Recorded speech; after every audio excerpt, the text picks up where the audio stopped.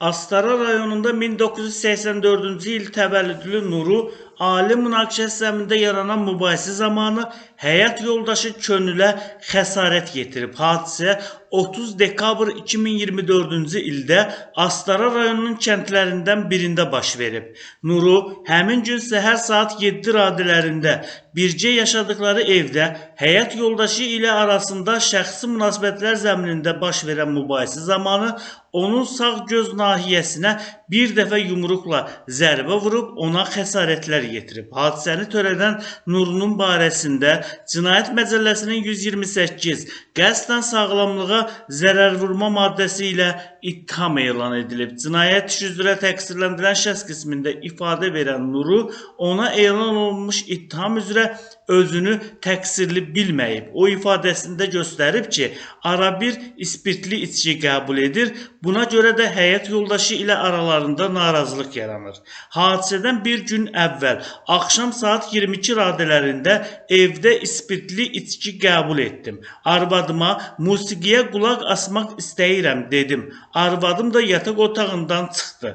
Ertəsi gün səhər saat 7 radələrində arvadım yatdığı otağa daxil oldu. Ona niyə öz başına yataq otağına daxil olmusan deyə arvadımdan soruşdum. O isə bu yataq bizim ümumi yataq otağımızdır. Haraya gedim deyə cavab verdi. Bu səbəbdən də aramızda mübahisə zamanı bir dəfə onun üz nahiyəsindən zərbə vurdum deyə təqsirləndirilən şəxs ifadəsində göstərib. İş üzrə zərər çəkmiş qismində ifadə verən könüllünün sözlərinə görə həyat yoldaşı Nuru heç bir yerdə işləmir, spirtli içki aludəçisidir. Buna görə də ailədə tez-tez narazılıqları yaranır.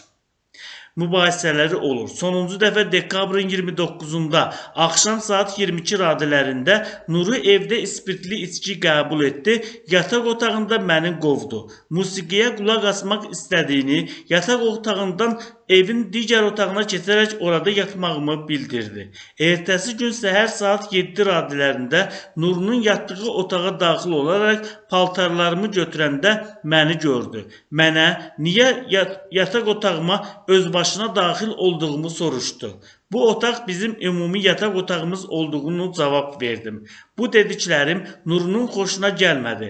Bu səbəbdən də aramızda mübahisə baş verdi. Mübahisə zamanı Nuru yumruqla üz nahiyəmdən bir dəfə zərbə vurdu deyə zərər çəkmiş şəxs ifadəsində göstərib. Bu cinayət işinə Astara rayon məhkəməsində baxılıb, məhkəmənin hökmü ilə Nuru 1000 manat miqdarında cərimə cəzasına məhkum edilib. Bundan başqa Lənkəranda 1966-cı il təvəllüdlü Tahir şəxsi münasibətlər zəminində yaranan mübahisə zamanı anası 1941-ci il təvəllüdlü Lətafətə xəsarət yetirib. Hadisə ana və oğlun bircə yaşadıkları Lənkəran şəhərində yerləşən fərdi yaşayış evində baş verib. Tahir orada olan zaman 1941-ci il təvəllüdlü anası Lətafət ilə şəxsi münasibətlər zəminində, yəni Tahirin ünvanına nalayiq ifadələr işlədərək söyüb təhqir etməsi səbəbindən aralarında yaranmış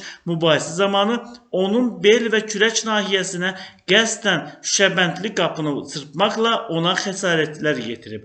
Hadisəni törədən Tahirin barəsində Cinayət Məcəlləsinin 127.1 zərər çəkmiş şəxsin həyatı üçün təhlükəli olmayan və bu məcəllənin 126-cı maddəsində nəzərdə tutulan nəticələrə səbəb olmayan, lakin sağlamlığın uzun müddət pozulmasına səbəb olmuş və ya ümumi əmək qabiliyyətinin 1/3 hissəsindən az olmaqla əhəmiyyətli dərəcədə itirilməsi ilə nəticələnən qəsdən sağlamlığa az ağır zərər vurma maddəsi ilə ittiham elan edilib. Cinayət işi üzrə təqsirləndirilən şəxs qismində ifadə verən Tahir ona elan olunmuş ittiham üzrə özünü təqsirli bilməyib. O ifadəsində göstərib ki, anası ilə münasibətləri çox pisdir, anası onu dəfələrlə təhqir edib. Mən anamın əlindən Bakı şəhərində müxtəlif ünvanlarda kirayədə yaşayıram. Anamı döyməmişəm, ona xəsarət yetirməmişəm.